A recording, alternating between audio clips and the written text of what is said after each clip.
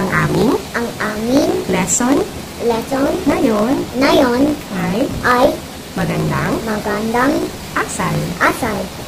Ang mga halimbawa Ang mga halimbawa ay una, salamat po.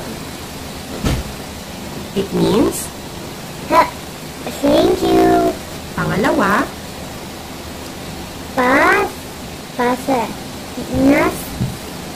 pasensya na po. Pansensya na po. It means Thank you. Oh, I'm sorry. pangatlo, Pangatlo, mano po. po. Means can I have your blessings, please? At ang panghuli,